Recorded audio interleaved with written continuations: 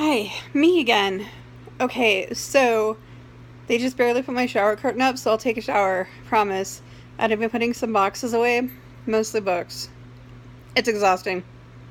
Just in case you didn't know, chronic fatigue is part of MS and what else did I say?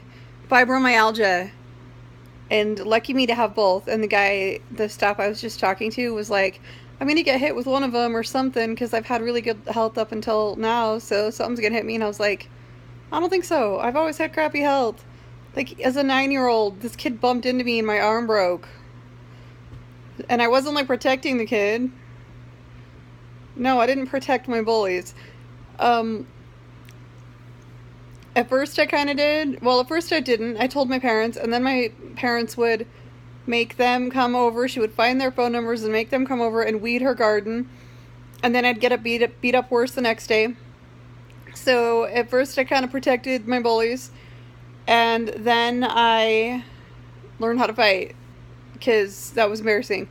But this kid wasn't a bully. Like, literally bumped into me. We weren't wrestling. We weren't, like, I barely knew the kid. Yeah, literally bumped. My arm broke. So, no, I've always had pretty crappy health. I don't know where that came from. Birth, I suppose. Okay, so, I'm gonna tell another crappy dating story, though. And I might have told this one before, but whatever. I'm telling it again because there's like 1,000 of these.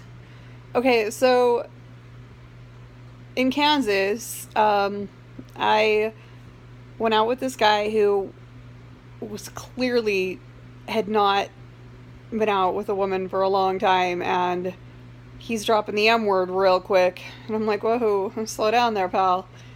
And he asks if he wants me to pay for him at dinner.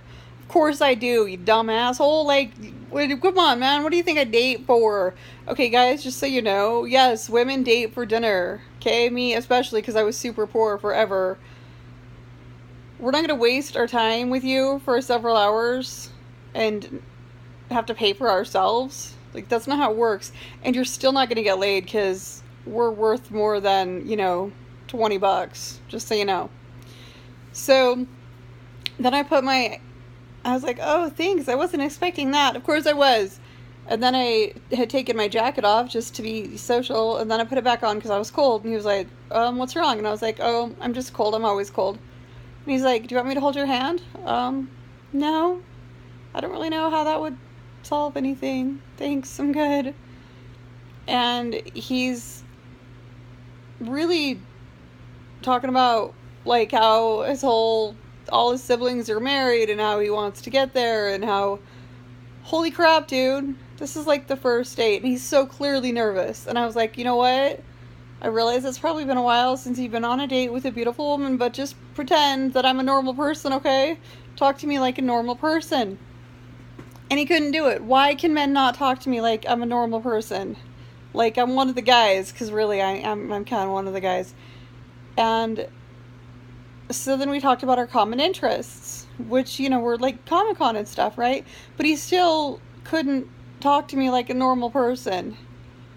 And I told my friend Kyle about it, and he was like, yeah, his profile picture of him in a full body Captain America outfit probably should have given it away.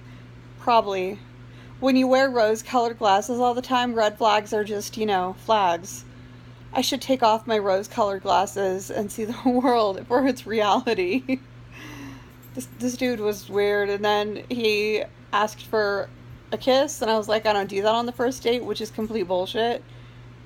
And then he walked me out to my truck, and this is obviously back when I could walk, and I was like, well, we'll see you.